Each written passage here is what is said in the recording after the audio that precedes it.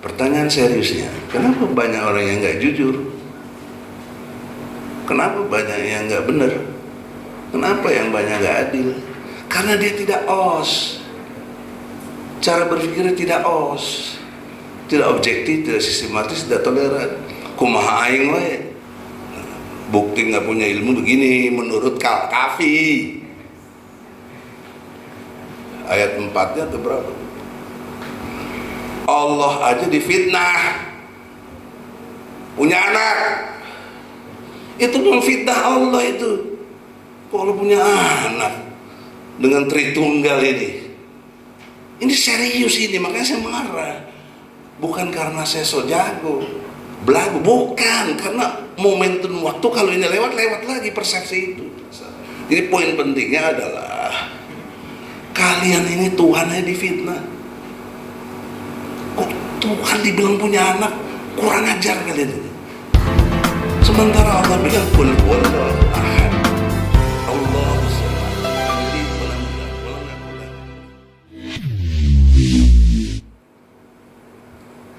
kita yang beriman kepada Allah istighfar lebih dulu. Astagfirullahaladzim, astagfirullah. Bismillahirrahmanirrahim. Assalamualaikum warahmatullahi wabarakatuh. Dalam konstruk berpikir untuk debat intelektual bukanlah dengan memaksakan kehendak. Oleh karena itu saya membuat formulasi dengan bangun teori namanya Ausjubedil. Teori ini saya bangun tahun 2022 untuk pidato ilmiah saya dapati anugerah profesor di Asian University Malaysia tanggal 16 Juli 2022. Jadi kurang lebih 2,5 tahun sudah berlalu. Formulasinya adalah OS itu objektif, S-nya sistematis, T-nya toleran. OS ini adalah mekanisme berpikir ilmiah. Jadi di seluruh dunia pendekatan berpikir ilmiah mestilah mendasari kepada objektivitas, sistematis, dan toleran. Lawan kata objektif yang tidak ilmiah adalah subjektif. Kumaha aing we lah, menurut gua aja, yang lain gak peduli. Nah itu tidak ilmiah, pasti ujungnya emosional dan lain sebagainya. Bagi kita orang-orang yang intelektual, artinya edukasinya ada atau terdidik, harus pendekatannya objektivitas. Maka pendekatan objektif ini harus ditandai dengan tidak boleh berpihak. Hari ini kita bicara Islam Kristen, saya Islam, nggak boleh saya berpihak sama Islam. Walaupun saya sudah yakini, tapi berpikirlah dengan membanding secara objektif. Maka objektivitas ini menentukan cara berpikir lanjutnya, apakah sistematis atau tidak gitu. Dari sistematis itu tahap demi tahap, nggak acak-adut, lawannya pasti acak-adut, nggak ada lompatan-lompatannya, tapi bertahap, maka melahirkan toleransi. Jadi toleransi itu adalah sikap menerima, mengakui, dan membenarkan yang objektif yang telah dijelaskan sistematis. Makanya Toleransi yang paling top di dunia ini adalah Allah Subhanahu wa Ta'ala. Apa buktinya? Surat Al-Kafirun. Sudah jelas orang itu diciptakan oleh Allah. Sudah jelas Allah yang kasih makan lewat rezekinya, tumbuh-tumbuhan ditumbuhkan lewat hujan. Banyak alam semesta yang sumber daya alamnya. Kemudian setelah tumbuh berkembang, orang itu menentang Allah, mengingkari Allah, tidak mengakui Allah. No problem. Sampai kepada lakum dinukum. Zat mana yang bisa seperti itu? Nggak ada kecuali Allah. Disitulah objektivitas yang luar biasa. Disitulah sistematisnya cara berpikir Quran itu yang Allah ajarkan. Disitulah sikap toleransi muncul. Tapi jahatnya rejim dunia barat dan sampai rejim di Indonesia ini mengkondisikan Islam itu intoleran. Dibentuklah BNPT misalnya, Badan Nasional Penanggulangan Terorisme. Yang dimaksud terorisme pasti Islam. Nggak pernah kita dengar teroris Kristen, teroris Buddha, teroris Hindu. Jarang yang kita pasti dengar adalah teroris itu pasti identik Islam.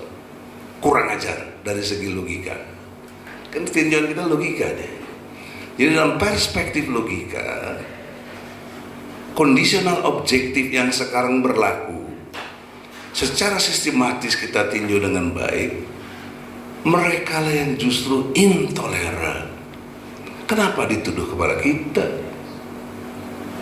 Di mana Islam ajarannya yang intoleran? Mau kafir aja boleh kok.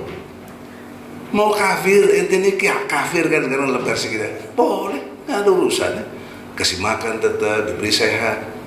Itu Rahman. Nah, kalau rahimnya lain lagi, intinya nggak dapat rahimnya, kasih sayang Allah.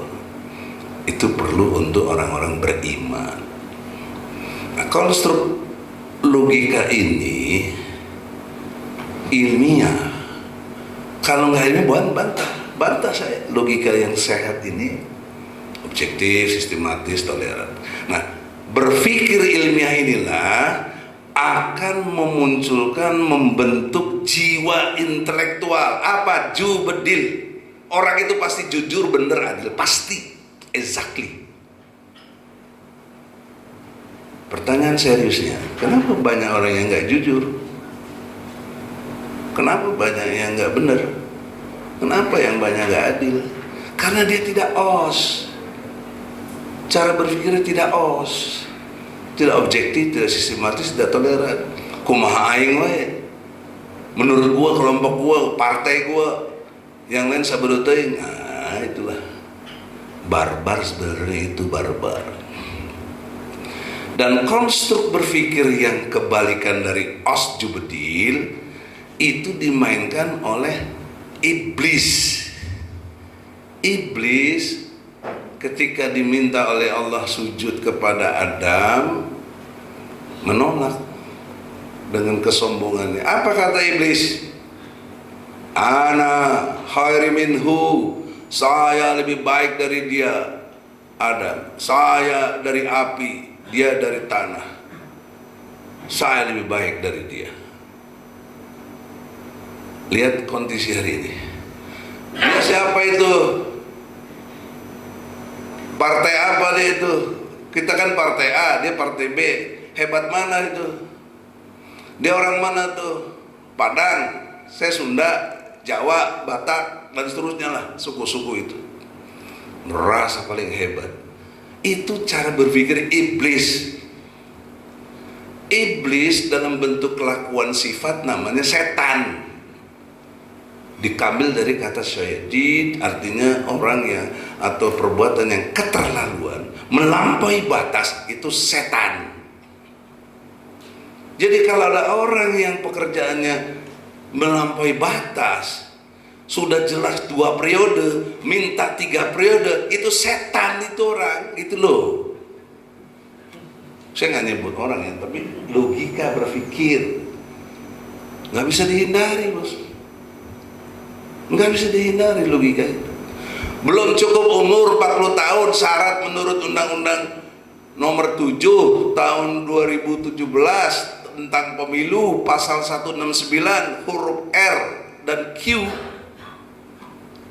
untuk capres cawapres harus minimal 40 tahun.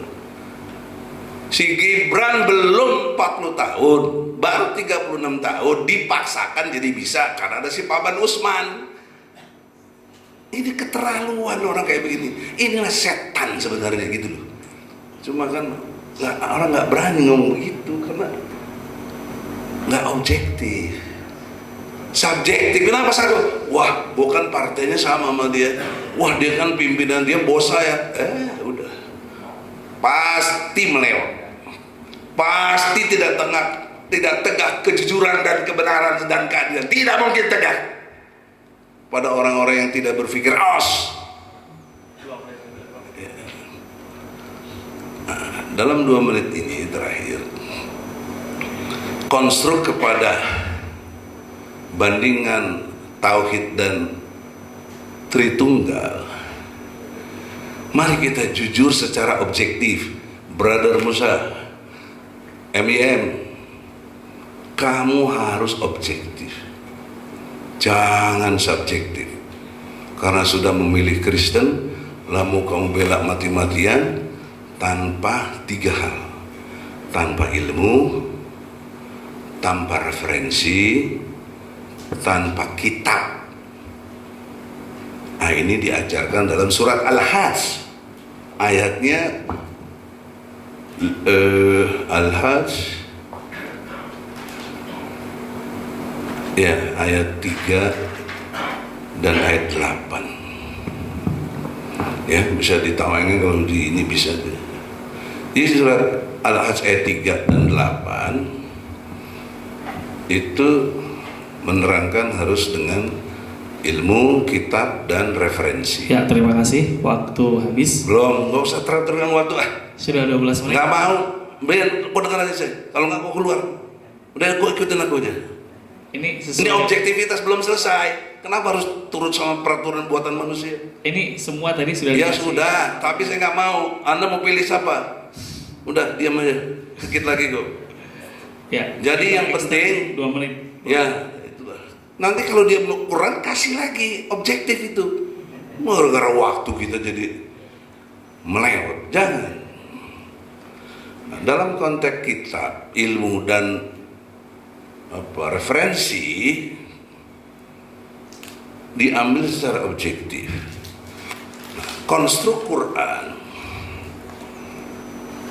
dengan surat Al-Kahfi 1-5 itu memuat konstruksi berpikir yang objektif, sistematis, toleran. Muatannya dari 5 ayat itu, surat Al-Kahfi 1-5, yang pertama diterangkan oleh Allah, aku turunkan Al-Quran ini yang tidak ada bengkok-bengkoknya. Nggak ada bengkoknya Quran tuh, nggak ada kekeliruan Quran tuh, nggak ada. Statement Allah tuh objektif, bandingan fakta yang ada. Siapa yang bisa bengkok-bengkokin Quran? Nilai-nilainya mana? Sampai hari ini nggak ada.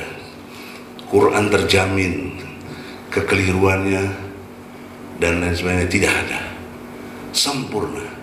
Nilai Al-Quran dalam konteks rentang waktu 1446 tertuju sekarang ya, tahun yang lalu. Tapi aktualitasnya hingga hari ini objektif masih berlaku dan diimani oleh kurang lebih 2 miliar manusia di dunia ini yang beragama Islam, dari 8 miliar manusia. Poin pentingnya apa? Al-Quran itu exactly, no doubt, nggak ada keraguan. Baca aja, jabaran audionya Al-Baqarah 1 sampai 10. Bukti nggak punya ilmu begini menurut Kafi. Ayat 4-nya atau berapa? Allah aja difitnah punya anak. Itu memfitnah Allah itu. Kalau punya anak dengan Tritunggal ini serius ini, makanya saya marah. Bukan karena saya so jago belagu, bukan, karena momentum waktu kalau ini lewat lagi persepsi itu. Udah, alhamdulillah. Maafkan saya kalau gak kasar. Jadi poin pentingnya adalah kalian ini Tuhan aja difitnah. Kok Tuhan dibilang punya anak? Kurang ajar kalian ini. Sementara Allah bilang qul huwallahu ahad, Allahus samad, lam yalid walam yulad walam yakul lahu kufuwan ahad. Ini konstruk berpikir yang intelektual, memberikan satu kecerdasan. Kalau kamu bertuhan, Tuhan itu harus absolut. Qul huwallahu ahad, nggak ada yang berhak disebut Tuhan kecuali Allah. Ahad. Lam yalid walam yulad walam yakul lahu kufuwan ahad. Distinct. Allah tidak semisal dengan apapun. Laisa kamitslihi syai'un. Distinct dan unik. Qul huwallahu ahad, Allahus samad, lam yalid walam yulad walam yakul lahu kufuwan ahad. Ahad itu unik, bukan satu. Unik itu tak terbagi, tak terbilang. Kalau satu masih bisa dibagi, satu setengah-setengah. Nah, indikasi sesuatu yang bisa zat itu disebut Tuhan, dia harus absolut, distinct dan unik. Nanti kau buktikanlah konsep Tuhan yang kau masuk Yesus Christ, apakah absolut, distinct dan unik. Poinnya sampai belum selesai. Ya, poinnya sampai bahwa konsep ketuhanan yang tadi Prof sampaikan adalah harus distinct, unik, absolut, distinct dan unik. Karena sistematis. Ya, baik. Terima kasih. Oke, Waktu sudah saya habis. agak terlalu ini, sekarang saya sudahi. Terima kasih. Ya, waktu sudah habis. Mohon maaf, ini waktu terextend secara mendadak 6 menit. Nanti kami berikan sebagai gantinya 6 menit untuk Anda boleh menyanggah tambahan. Begini, menurut saya